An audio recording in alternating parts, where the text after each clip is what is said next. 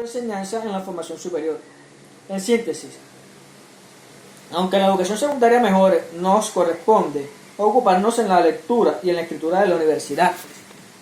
La segunda razón para la que la universidad se haga cargo de la orientación de formas de la lectura y la escritura esperadas es que los responsables de la educación previa, cuyos alumnos llegan a la universidad, son los maestros o profesores primarios y secundarios y profesores que se forman en la educación superior. Por lo tanto, si a ellos no se les da la enseñanza que se integren la lectura y la escritura, ¿cómo lo van a hacer en sus futuros alumnos primarios y secundarios, que son los que después llegan a la universidad?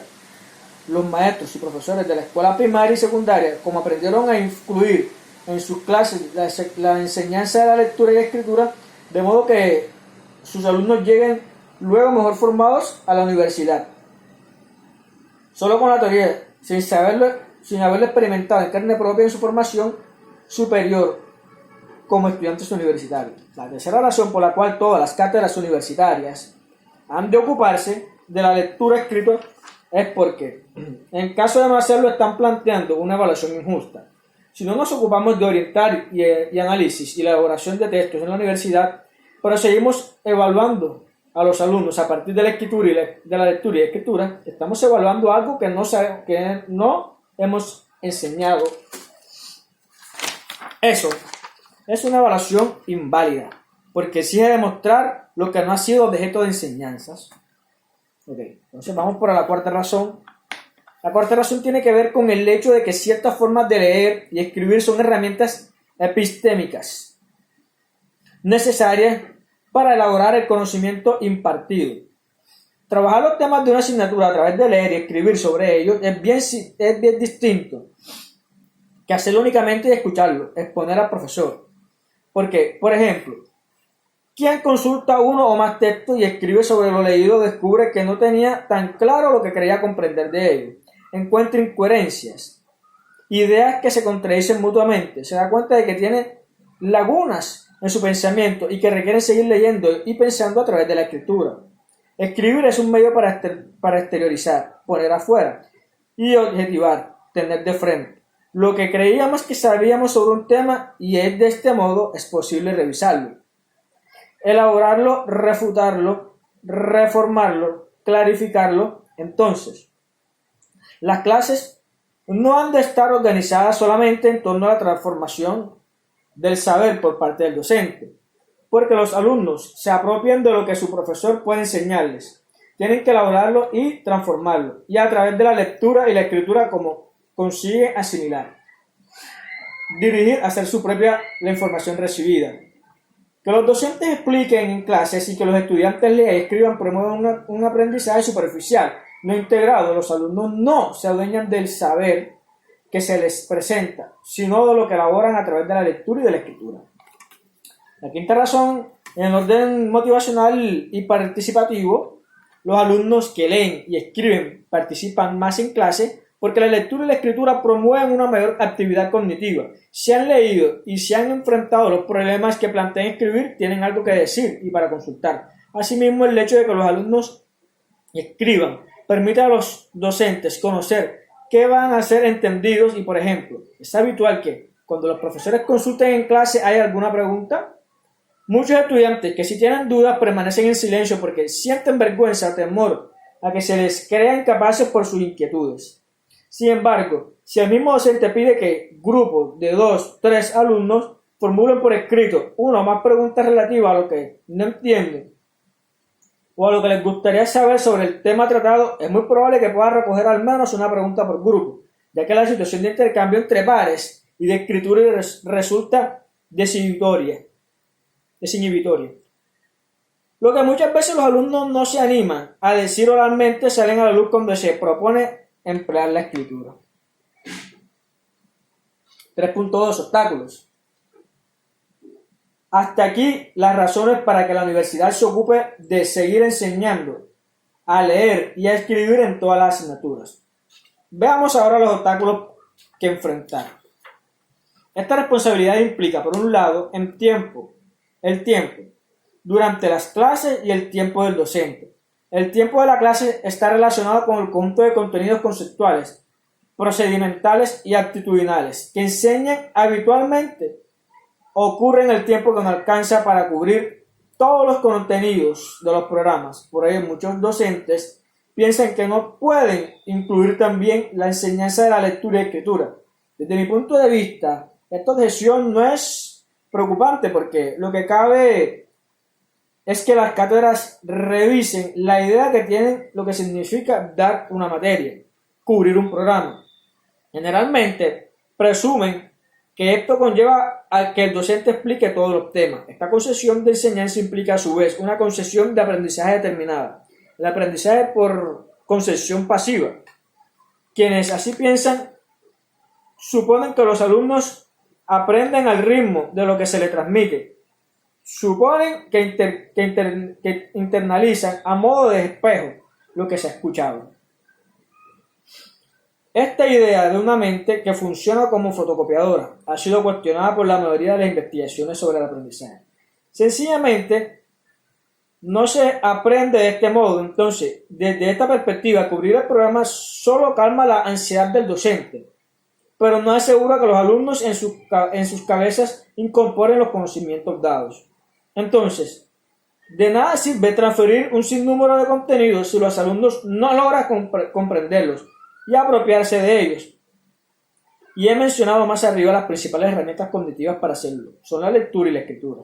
Por consiguiente, cuando los profesores señalan la falta de tiempo curricular como obstáculo para ocuparse de la lectura y escritura en sus materias, habría que discutir con ellos las ideas que tienen acerca de cómo enseñarles para que los alumnos puedan aprender profundamente. Entiendo que hay formas de aprendizaje profundo superficial y lo que nos interesa es un aprendizaje profundo que requiere necesariamente de la elaboración de los estudiantes. En muchos casos será necesario aligerar el currículo y hacer lugar de prácticas de la lectura y escritura para que se transmita en clase y logre ser apropiado para los alumnos. La objeción más seria desde mi punto de vista es el tiempo del docente. El tiempo para leer los escritos de los alumnos y realizarles comentarios. Este tiempo en realidad es ligado con la proporción que hay entre los alumnos y estudiantes. Por el tiempo que se precisa de un docente para seguir de cerca la elaboración de conocimientos por parte de los alumnos, se aumenta la mayor cantidad de alumnos por docente.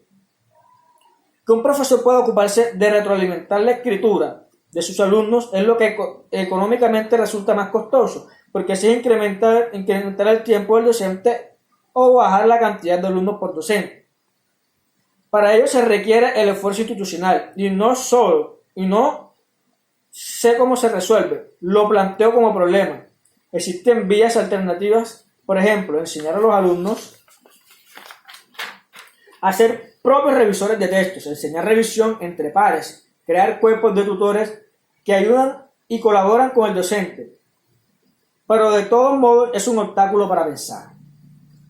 En cambio, ir en distintas direcciones y el ideal es una educación más democrática con la que se distribuye el conocimiento de la calidad entre un número mayor de 2 personas. Esa sería la dirección que defiendo. Una educación más equitativa, en la cual se intente distribuir la capital cultural entre más personas que la que actualmente lo tienen. El otro obstáculo es la falta de formación de los docentes. Los docentes de historia, biología, etc.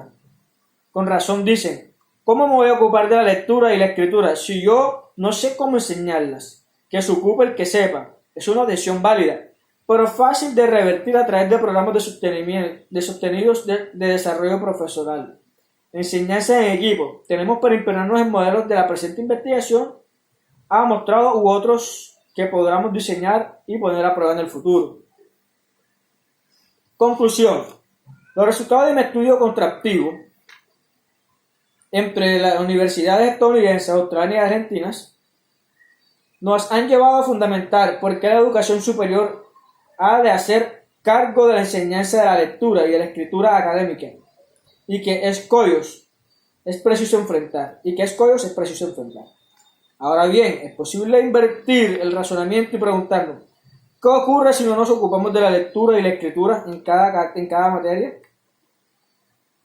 Encontrar una respuesta sencilla. Ocurre aquello de lo que habitualmente nos quejamos. que los alumnos no participan en clases, no están motivados, no entienden lo que leen, no saben escribir, aprueban el examen y la materia siguiente se olvidan de lo supuestamente aprendido. Regresan de la universidad sin poder comunicarse eficazmente por el escrito en el mundo profesional al que entran. Y no tienen herramientas para seguir aprendiendo autónomamente en el futuro. Si la universidad no asume un compromiso serio, sostenible, de integrar la lectura y la escritura en la enseñanza del conjunto de la asignatura, ocurre sencillamente esto. Estas consecuencias de no ocuparnos de la lectura y de la escritura atañen a la calidad y la equidad de la educación. Se ha señalado que no hacerse cargo de enseñar a leer y a escribir académicamente, pero sí evaluarlo implica éticamente una evaluación injusta. Esto en Argentina, como en otros países, no afecta a todos los alumnos por igual. Perjudica más a aquellos que provienen de entornos no familiarizados con las prácticas de la lectura y las escrituras académicas. Si la universidad no les ayuda con ellas, tampoco tienen apoyo en sus hogares. Entonces, el fracaso y la decisión y la deserción estudiantil se concentran en sectores más desfavorecidos socialmente. Lise, en 1999, por tanto, no ocuparse de la lectura y la escritura atenta sobre todo contra el sector de la población más vulnerable y contribuye a la reproducción de condiciones desiguales de ingresos, en vez de aportar a revertirlas. A partir de este panorama, los desafíos que enfrentamos en el mundo hispanohablante son diversos. Por un lado, necesitamos indagar sobre las culturas escritas en las universidades de América Latina. Sabemos mucho acerca de lo que no saben hacer los alumnos. Sabemos menos acerca de lo que hacemos nosotros los profesores. Por otro, necesitamos repensar la escritura como objeto transparente, evaluado pero no enseñado.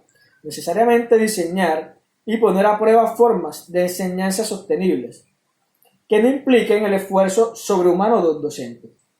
Estas formas de la enseñanza no están dadas, no existían todavía. Debemos inventarlas. Donde la funcional, evaluarlas, difundir las nuevas experiencias.